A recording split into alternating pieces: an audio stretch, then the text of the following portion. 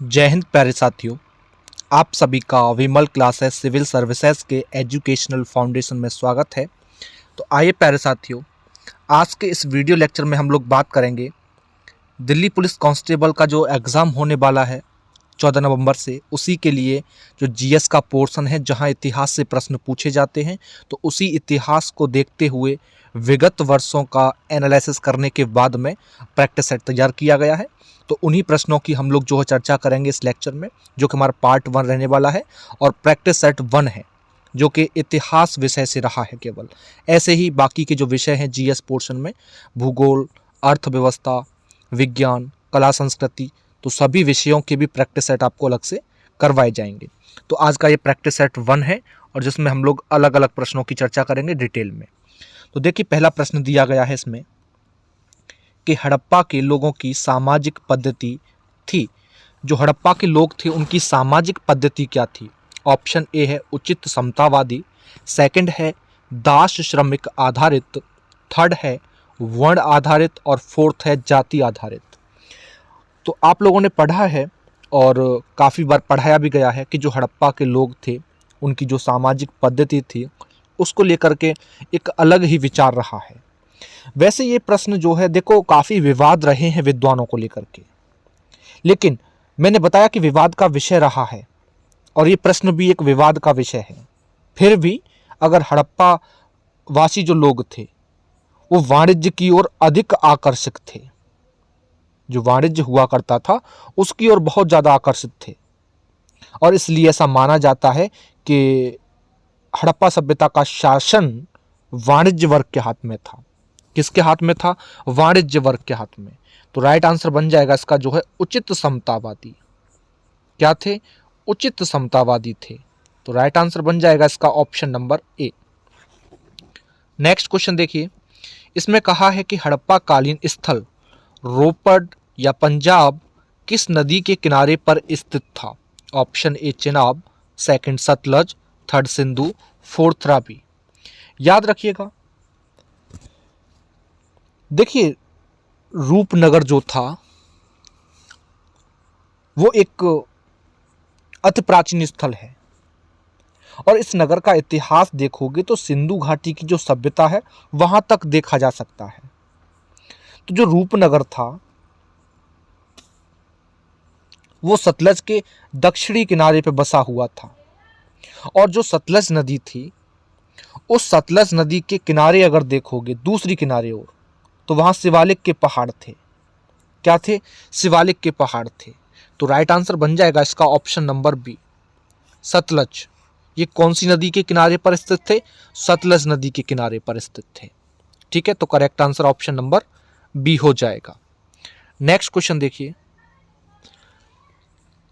Next question में कहा है हड़प्पावादी या हड़प्पावासी लाजवर्द या लेपिस लॉजली, यानी कि भवन निर्माण की जो सामग्री हुआ करती थी उसको लेपिस लॉजली बोलते थे। ठीक है, तो हड़प्पावासी लाजवर्द का आयात कहाँ से करते थे? ऑप्शन ए है हिंदू कुश क्षेत्र के बदख्शा से, ईरान से, दक्षिण भारत से और बलूचिस्तान से। तो देखिए लाजवर्द, लाजवर्द को हम लोग एक और शब्द से जानते हैं जिसे हम लोग कहते हैं राजावर्त। क्या कहते हैं? राजावर्त। ठीक है, लाजवर्द को राजावर्त भी कहते हैं।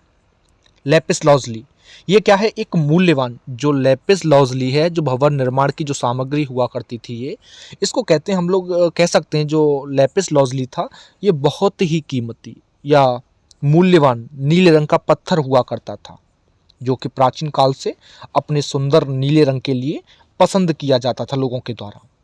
और काफ़ी ऐसे सोर्स भी मिले हैं, उनके अकॉर्डिंग अगर देखोगे तो जो हमारा प्राचीन भारतीय संस्कृति थी और उसमें जिन नवरत्नों को मान्यता दी गई थी उनमें से एक था ये लाजवर्द जो है।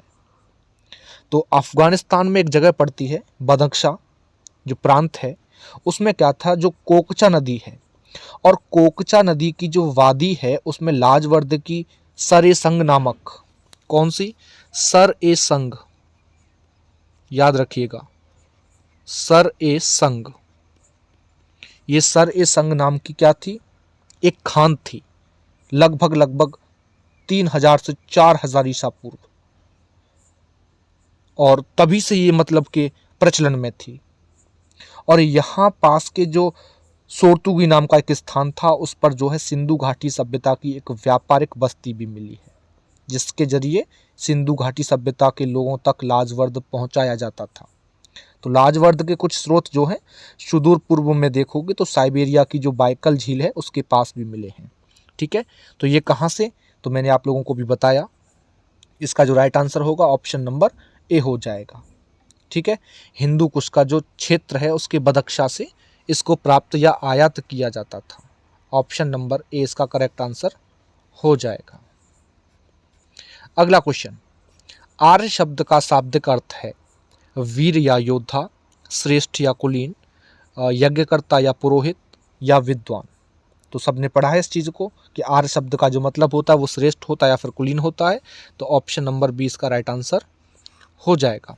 और याद रखिएगा, मैंने पढ़ाया भी है काफ़ी बार कि जो आर्य शब्द है वो अर्धातु से बना हुआ है, जिसका मतलब होता है कि जो संस्कार के द्वारा श्रेष्ठता स्थापित कर लिया हो वही आर्य है। क्योंकि मैक्स मूलर जो हुआ करते थे विद्वान, उन्होंने आर्यों का भारत में जो आगमन हुआ वो बताया था कि मध्य एशिया से हुआ, और आर्यों ने जो सभ्यता बनाई उसी सभ्यता को वैदिक सभ्यता कहा जाने लग गया समाज में। इनकी भाषा जो थी वो संस्कृत भाषा थी, और इनका जो समाज था आर्यों का वो पितृ प्रधान समाज था। ठीक है, कैसा था, पितृ प्रधान। तो right answer option number B correct answer, श्रेष्ठ या फिर कुलीन। नेक्स्ट क्वेश्चन देखिए। नेक्स्ट क्वेश्चन में कहा है अस्तोमा सदगमय कहाँ से लिया गया है। अस्तोमा सदगमय कहाँ से लिया गया है, ऋग्वेद, यजुर्वेद, सामवेद या अथर्ववेद। सबको पता है कि अस्तोमा सदगमय जो है वो ऋग्वेद से लिया गया है, जो कि मूल रूप से अगर देखोगे तो अलग रूप से मतलब कि उसमें इसका वर्णन किया गया है ऋग्वेद में। ओम अस्तो मा सदगमय, उसमें और भी इसका वर्णन किया गया है कि तमसो मा ज्योतिर्गमय, मूल्यो मार्तम गमय, ओम शांति शांति, जो कि बृहदारण्यक उपनिषद जो है वहाँ से लिया गया है। तो इसका जो राइट आंसर है ऑप्शन नंबर ए है, इसको ऋग्वेद से लिया गया है। अगला क्वेश्चन देखिए, इसमें कहा है कि अध्यात्म ज्ञान के विषय में नचिकेता और यम का संवाद किस उपनिषद में प्राप्त होता है। बृहदारण्यक उपनिषद में, छांदोग्य उपनिषद में, कठोपनिषद में और केन उपनिषद में। तो जो अध्यात्म ज्ञान के विषय में नचिकेता और यम का जो संवाद है, सब जानते हो कि कठोपनिषद में। किसमें, कठोपनिषद में इसका उल्लेख किया गया है। तो right answer option number C इसका हो जाएगा। ठीक है, अगला प्रश्न। अगले प्रश्न में कहा है कि ऋग्वेद में कुल कितने मंडल हैं, 7, 8, 9 और 10। ऋग्वेद में कुल मंडलों की संख्या पूछी गई है। तो सब जानते हो कि ऋग्वेद में जो मंडलों की संख्या है वो कितनी है, वो 10 है, यानी कि option number D right answer हो जाएगा। क्योंकि ऋग्वेद जो है वो सनातन धर्म या हिंदू धर्म का स्रोत है। इसमें मैंने बताया कि 1028 सूक्त हैं। कितने, 1028 इसमें सूक्त दिए गए हैं, जिनमें देवताओं की स्तुति की गई है। और इस ग्रंथ में देवताओं का यज्ञ में जो आवाहन किया जाता है, उस आवाहन के लिए जो है मंत्र दिए गए हैं, और यही सर्वप्रथम या सर्व प्राचीन वेद है। हालांकि ऋग्वेद को दुनिया के सभी इतिहासकार जो है हिंद यूरोपीय भाषा परिवार की सबसे पहली रचना भी मानते हैं, और ये दुनिया के सर्वप्रथम ग्रंथों में से एक है। क्योंकि जो ऋक संहिता है उसमें 10 मंडल हैं, बाल खिल्ले को लगा करके देखोगे तो 1028 सूक्त हैं। और जो अपने वेद मंत्र हैं उनके समूहों को हम लोग क्या कहते हैं, सूक्त कहते हैं, सब लोग जानते हो, जिनमें एक दैवत्व या एकार्थ का ही प्रतिपादन रहता है। क्योंकि ऋग्वेद के जो सूक्त हैं वो अलग अलग देवताओं की स्तुति करने वाले भाव भरे गीत हैं, और इनमें भक्ति भाव जो है उसको मतलब कि एक शीर्ष पर रखा गया है या उसमें प्रधानता दी गई है। हालांकि ऋग्वेद में और भी प्रकार के सूक्त भी हैं, लेकिन देवताओं की स्तुति करने वाले स्रोतों की प्रधानता इसमें दी गई है। तो राइट आंसर है इसका ऑप्शन नंबर डी कि ऋग्वेद में कुल कितने मंडल हैं, तो 10 मंडल हैं। ठीक है, अगला प्रश्न देखिए। इसमें है किस रचना में नारी को सुरा और पांसा के साथ 3 प्रमुख बुराइयों में शामिल किया गया है। मैत्रेयणी संहिता, जाबाल उपनिषद, शतपथ ब्राह्मण या छांदोग्य उपनिषद। तो किस रचना में नारी को शुरा और पासा के साथ 3 बुराइयों में शामिल किया गया है? तो जो अपनी मैत्रेयणी संहिता है उसमें स्त्री की जो तुलना की गई है वो मदिरा से, विष जिसे हम जहर कहते हैं उससे, और पासे से की गई है। किस में की गई है? मैत्रेयणी संहिता में। तो right answer option number A हो जाएगा। अगला प्रश्न देखिए,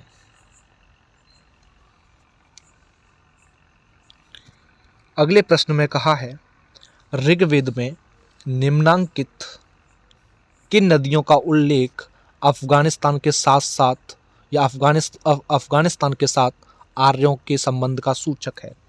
अस्किनी, परुष्णी, कुभाक्रम, विपाशा, शतुद्री। तो सबको पता है कि जो काबुल नदी हुआ करती थी, और काबुल नदी एक 700 किलोमीटर लंबी नदी है जो अफगानिस्तान में हिंदू कुश पर्वतों की संगलाक जो श्रृंखला है वहाँ से शुरू होकर के जो पाकिस्तान है वहाँ पे जो अटक शहर है उसके पास सिंधु नदी में विलय हो जाती है। तो काबुल नदी पूर्वी अफगानिस्तान की मुख्य नदी बताई जाती है और इसका जो जल संभर है वो हेलमंद नदी के जल संभर क्षेत्र से 19 दर्रे तक या उसके द्वारा विभाजित है। ठीक है, तो यहाँ जो अफगानिस्तान के साथ जो संबंध बताया जाता है वो कुबा और क्रम का बताया जाता है। कौन सी? कुबा और क्रम का। तो right answer option number C हो जाएगा। अगला प्रश्न, इसमें कह रहा है कि प्राचीन भारत में पहला विदेशी आक्रमण किनके द्वारा किया गया? ईरानियों द्वारा, यूनानियों द्वारा, शकों द्वारा या कुषाणों द्वारा। तो सबको पता है कि भारत पर पहला विदेशी आक्रमण करने वाला जो शासक जो हुआ करते थे वो ईरानी लोग थे, ईरान से हुआ था, और इनका संबंध जो है हकामनी वंश थे, और हकामनी जो वंश था उससे इनका रिलेशन था, संबंध था। तो right answer option number A हो जाएगा। ठीक है, ईरानियों के द्वारा। और यहाँ मैंने आप लोगों को भी बताया कि इनका जो संबंध था वो किससे था, तो याद रखिएगा इस चीज़ को भी कि इनका जो संबंध था वो हकामनी वंश के साथ में था। इनका जो रिलेशन था वो किसके साथ था? हकामनी वंश के साथ। हकामनी वंश से संबंध था इनका। तो राइट आंसर है इसका ऑप्शन नंबर ए, ईरानियों के द्वारा पहला विदेशी आक्रमण भारत पर किया गया। अगला प्रश्न देखिए, अगले प्रश्न में कहा है कि निम्न राजाओं पर विचार कीजिए, निम्न राजाओं पर विचार कीजिए। अजातशत्रु, बिंदुसार और प्रसेनजीत। तो इनमें से कौन कौन बुद्ध के समकालीन थे? ऑप्शन ए केवल 1, 2 और 3, 1 और 3, 1, 2 और 3।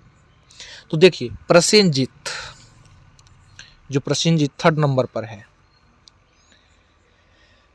ये कौशल के राजा और बुद्ध के शिष्य या भरहुत स्तूप लेख में प्रसेनजीत और बुद्ध को एक ही आयु यानी कि 80 वर्ष की आयु का दोनों को बताया गया था। अजातशत्रु की बात करें तो ये जैन और बौद्ध दोनों ग्रंथों में अजातशत्रु को अपने अपने धर्म का अनुयायी माना गया है। हालांकि शुरू में वो जैन था, लेकिन बौद्ध ग्रंथों के अकॉर्डिंग देखोगे तो बाद के जीवन में जैन धर्म के बजाय बौद्ध धर्म का भक्त हो गया। और शुरू में बौद्ध के एकमात्र जो घोरतम शत्रु थे या चचेरे भाई जो देवदत्त थे, उनके कहने में आकर के वो बौद्ध धर्म में शत्रुता करने लग गया था। ठीक है, तो ये 2 शासक थे जो कि बुद्ध के समकालीन थे। तो राइट आंसर बन जाएगा आप लोगों का ऑप्शन नंबर सी, यानी कि 1 और 3। ठीक है, बिंदुसार नहीं था। ठीक है, तो right answer option number C. अगला प्रश्न है कि विश्व का पहला गणतंत्र वैशाली में किसके द्वारा स्थापित किया गया था? मौर्य, नंद, गुप्त या लिच्छवी। तो याद रखिएगा जब 6ठी शताब्दी ईसा पूर्व का समय था और 6ठी शताब्दी ईसा पूर्व की जो बौद्ध रचनाएं हैं उनको देखोगे, अधिकांश इतिहासकारों के अकॉर्डिंग देख लीजिए, जो बुद्धकालीन जो भारतीय राजनीतिक जो समाज था उसमें 10 गणराज्य थे और वज्जी संघ उनमें से एक प्रतिष्ठित गणराज्य था। क्योंकि गंगा के उत्तर में देखोगे तो वर्तमान जो तिरहुत प्रांडल है उसमें जो वज्जी स्थित है वो उसमें 8 सदस्य हुआ करते थे। और इसमें आधुनिक बिहार के मुजफ्फरनगर की बात कर लो, चंपारण की, दरभंगा की, सारण जिले की, ये सब भाग इसमें शामिल थे। और इनकी जो सीमाएं हैं, जो बाउंड्रीज हैं, वो नेपाल के तराई तक विस्तृत थी। और वज्जी संघ की राजधानी वैशाली थी। और वज्जी संघ का सबसे प्रबल सदस्य लिच्छवी राज्य था जिसके शासक क्षत्रिय थे। तो कौटिल्य ने क्या किया, लिच्छवी राज्य का उल्लेख जो है राज जो क्या बोलते हैं उसको, राज शब्दोपजीवी जो संघ है उसके रूप में किया था इसका उल्लेख। ठीक है, तो राइट आंसर क्या हो जाएगा इसका, लिच्छवी, कि जो लिच्छवी थे उनके द्वारा पहला गणतंत्र वैशाली में स्थापित किया गया था। Right answer option number D. अगला प्रश्न देखिए, अगले प्रश्न में कहा है किस भाषा का ज्यादा प्रयोग बौद्धवाद के प्रचार के लिए किया गया, संस्कृत, प्राकृत, पाली और सौरसेनी। तो सबको पता है बौद्ध ग्रंथ पिटकों की रचना पाली भाषा में की गई थी। पाली साहित्य में देखोगे तो बौद्ध धर्म के संस्थापक जो थे भगवान बुद्ध, उनके उपदेशों का संग्रह है, लेकिन इसका कोई भाग बुद्ध के जीवन काल में व्यवस्थित कह सकते हो या लिखित रूप धारण कर चुका था। ये कहना कठिन है कि ये लिखित रूप में पाया गया। ठीक है, तो ये राइट आंसर बन जाएगा ऑप्शन नंबर सी, पाली भाषा में। अगला प्रश्न, जियो और जीने दो किसने कहा, महावीर स्वामी, गौतम बुद्ध, महात्मा गांधी और विनोबा भावे। तो जियो और जीने दो ये वाक्यांश या ये कथन महावीर स्वामी ने कहा था। तो right answer option number A हो जाएगा। अगला प्रश्न देखिए, अगला प्रश्न है हेलियोडोरस का बेस नगर अभिलेख संदर्भित है संकर्षण या वासुदेव से, संकर्षण या प्रद्युम्न से, संकर्षण प्रपन्न तथा वासुदेव से, केवल वासुदेव से। तो याद रखिएगा जो हेलियोडोरस स्तंभ है वो तक्षशिला के यवन शासक हुआ करते थे एंटियलकिडस, उनका राजदूत था ये, जिसने बेस नगर में वासुदेव के सम्मान में गरुड़ ध्वज की स्थापना की थी। तो राइट आंसर बन जाएगा ऑप्शन नंबर डी, केवल वासुदेव से ये संदर्भित है। ठीक है, तो correct answer option number D. अगला क्वेश्चन है महावीर की मृत्यु के बाद जैन संघ का अगला अध्यक्ष कौन हुआ, गोशाल, मल्लीनाथ, सुधर्मन और वज्र स्वामी। तो याद रखिएगा महावीर के जो देहावसान हुआ या महावीर का जो देवलोकगमन हुआ या मृत्यु हुई, उसके बाद उनके शिष्य जो थे सुधर्मा स्वामी, उन्होंने जैन धर्म को आगे बढ़ाया। ठीक है, तो अगले जो अध्यक्ष थे वो कौन थे, सुधर्मन थे। तो राइट आंसर बन जाएगा ऑप्शन नंबर सी। ठीक, अगला प्रश्न देखिए, अगला प्रश्न है भारत से उत्तर की ओर के देशों में बौद्ध धर्म का जिस संप्रदाय का प्रचलन हुआ उसका नाम है हीनयान, महायान, शून्यवाद या इनमें से कोई नहीं। तो महायान याद रखिएगा वर्तमान काल में बौद्ध धर्म की दो प्रमुख शाखाओं में से एक है, दूसरी शाखा का नाम थेरवाद है। और महायान बुद्ध धर्म भारत से आरंभ होकर के उत्तर की ओर देखोगे तो बहुत से ऐसे एशियाई देश हैं जिनमें फैल गया, जैसे कि चीन है, जापान है, कोरिया है, ताइवान है, तिब्बत है, भूटान है, मंगोलिया है, सिंगापुर है, इन सब में फैल गया। तो राइट आंसर है इसका महायान।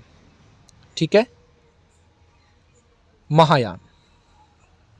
अगला प्रश्न, अशोक ने अपने सभी अभिलेखों में एक रूपता से किस प्राकृत का प्रयोग किया है, किस प्राकृत का प्रयोग किया है, अर्धमागधी, शौरसेनी, मागधी या अंगिका।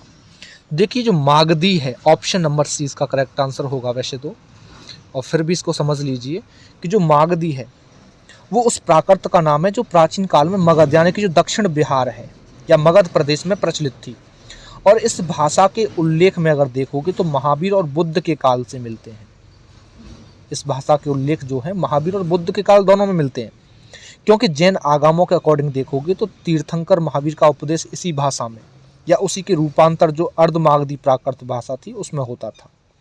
और पाली त्रिपिटक में भी देखोगे तो भगवान बुद्ध के जो उपदेश हैं उन उपदेशों की भाषा को मागधी ही कहा गया है, क्योंकि सम्राट अशोक आप लोगों ने नाम सुना है, और सम्राट अशोक की जो पूर्वीय प्रदेशवर्ती जो कालसी थी और जो जौगढ़ की जो धर्म लिपियाँ थी उनमें पूर्वोक्त 3 लक्षणों में प्रथम और तृतीय ये 2 लक्षण प्रचुरता में पाए गए थे, लेकिन दूसरा नहीं पाया गया था।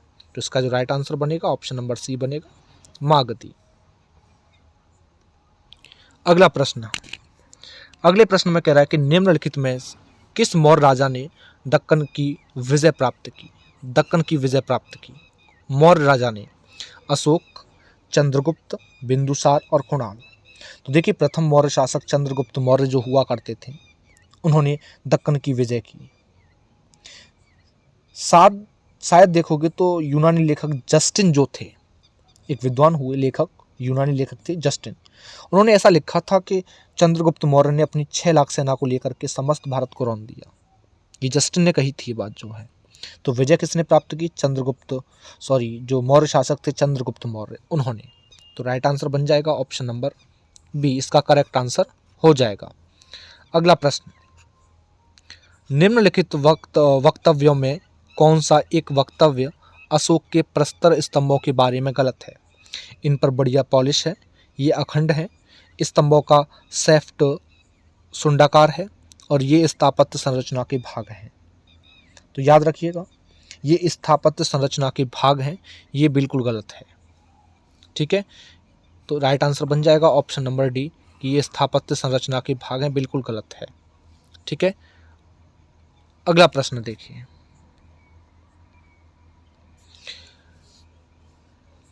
ये सभी के सभी जो प्रश्न आप लोगों को करवाए जा रहे हैं, सभी के सभी इंपॉर्टेंट हैं और अच्छे तरीके से इनको करते चलिए। ठीक है, तो अगले प्रश्न में कहा है, कहाँ से प्राप्त अभिलेखों में मौर्य काल में अकाल, सूखा जैसे दैवीय प्रकोप के समय राज्य द्वारा राहत कार्य किए जाने का विवरण मिलता है? किसमें मिलता है? महास्थान, सोहगौरा उत्तर प्रदेश या सोहगौरा मास्की, महास्थान कालसी या भावरू सारनाथ से। तो जो महास्थान बांग्लादेश में है, सोहगौरा उत्तर प्रदेश में है, तो यहाँ से इस चीज़ का प्रमाण मिलता है। तो राइट आंसर बन जाएगा ऑप्शन नंबर ए। अगला प्रश्न है, सातवाहनों के समय में मुद्रा सर्वाधिक किस धातु के बने? सीसा, प्रोटीन, तांबा और स्वर्ण। तो शीशे का सिक्का चलाने वाला पहला वंश ही कौन सा था? सातवाहन वंश था, और वो शीशे का सिक्का रोम से लाया जाता था। कहाँ से? रोम से लाया जाता था। ठीक है, तो सातवाहनों ने कौन से सिक्के चलाए? तो याद रखिएगा, शीशे के सिक्के चलाए, option number A is correct answer. ठीक है, और ये कहाँ से लाया जाता था? शीशा का जो सिक्का था वो रोम से लाया जाता था। ठीक है, अगला प्रश्न देखिए, अगला प्रश्न है, मौर्यों के बाद दक्षिण भारत में सबसे प्रभावशाली राज्य था? सातवाहनों का, पल्लवों का, चोल का या चालुक्य का? तो सबको पता है कि मौर्यों के बाद दक्षिण भारत में देखोगे तो सातवाहनों का मतलब कि प्रभुत्व रहा, और इस युग के शासकों में जो गौतमीपुत्र सतकर्णी या जो यज्ञश्री सतकर्णी प्रमुख शासक रहे। और सातवाहनों का शकों से एक बहुत लंबा संघर्ष चला था। पल्लव वंश की स्थापना का श्रेय देखोगे तो सिंह विष्णु को दिया जाता है, जिसने दक्षिण भारत में या दक्षिण में चोलों को पराजित किया। उत्तरी महाराष्ट्र और विदर्भ में देख लीजिए, सातवाहनों के स्थान पर एक स्थानीय शक्ति जिसे हम वाकाटक कहते हैं, उन्होंने अपना प्रभुत्व जमा दिया।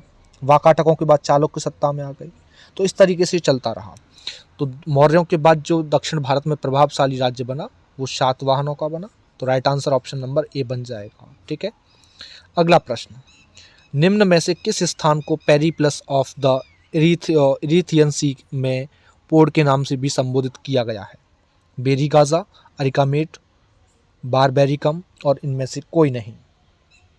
तो सबको पता है, पेरिप्लस मैंने पढ़ाया आप लोगों को कि पेरिप्लस ऑफ द एरिथ्रियन सी में जो है का जो अमीरमेडु है, अमीरमेडु या अरिकामेडु जिसे हम कहते हैं, ठीक है, पोडुकू नाम से उसे उल्लेखित किया गया है और ये आधुनिक पौंडीचेरी में स्थित है। इसकी विस्तृत खुदाई में यहाँ देखोगे तो एक रोमन बस्ती भी मिली है। पेरिप्लस जो है लगभग 80 से 115 ईस्वी में एक ग्रीक नाविक के द्वारा यूनानी भाषा में लिखित ग्रंथ था ये, जिसमें भारतीय बंदरगाह या व्यापार के संबंध में जानकारी उसमें दी गई है। और पेरिप्लस में कांची का नाम कोरिकई मिलता है, जो मोतियों के लिए काफ़ी प्रसिद्ध हुआ करता था पहले। ठीक है, तो किस संबोधित किया गया है किस स्थान को? Arikamedu. Right answer option number 20 का हो जाएगा। ठीक है, अगला प्रश्न देखिए, अगला प्रश्न है, तोलकपियम ग्रंथ संबंधित है प्रशासन से, विधि से, व्याकरण और काव्य से, उपर्युक्त सभी से। तो जो तोलक पीयम ग्रंथ है वो संबंधित है अपना जो है, अगर हम वैसे तो कहें तो ये तोलक पीयम जो ग्रंथ है वो द्वितीय संगम का एकमात्र शेष ग्रंथ है। जो अगस्त ऋषि हुआ करते थे उनके 12 योग्य शिष्य थे और उन शिष्यों में से एक जो था तोलकापियर, उसके द्वारा यह ग्रंथ लिखा गया, क्योंकि सूत्र शैली में रचा गया है। तमिल भाषा का प्राचीनतम व्याकरण ग्रंथ है ये जो है। और संगमकालीन इस ग्रंथ में देखोगे तो 8 प्रकार के जो विवाह हैं उनका उल्लेख भी इसमें मिल जाता है। इस ग्रंथ में प्रेम विवाह जो है उसको पंचत्रिणय, या एक जो पक्षीय प्रेम होता है उसको कैकिणय, एक हम कह सकते हैं कि अनुचित प्रेम को जो है पेरुंद्रणय इसमें कहा गया है। तो इसका जो राइट आंसर बनेगा ऑप्शन नंबर सी बनेगा, व्याकरण और काव्य से संबंधित है। मैंने बताया अभी आप लोगों को कि ये जो है सूत्र शैली में रचा गया तमिल भाषा का प्राचीनतम व्याकरण ग्रंथ भी है। तो राइट आंसर बनेगा ऑप्शन नंबर सी। तो ये थे प्यारे साथियों आज के इतिहास के 25 क्वेश्चन व प्रैक्टिस सेट 1 में, और उम्मीद करता हूँ कि अच्छे तरीके से क्लियर भी हो गए होंगे। कोई डाउट है तो आप लोग हमें कमेंट सेक्शन में पूछ सकते हैं। ऐसे ही बाकी विषयों के भी जल्द से जल्द अपडेट कर दिए जाएंगे। तो अच्छे तरीके से प्रश्नों को करते चलिए, ठीक है। तो आज के लिए इतना ही, फिर मिलते हैं अगले प्रैक्टिस सेट के साथ अगले लेक्चर में। धन्यवाद।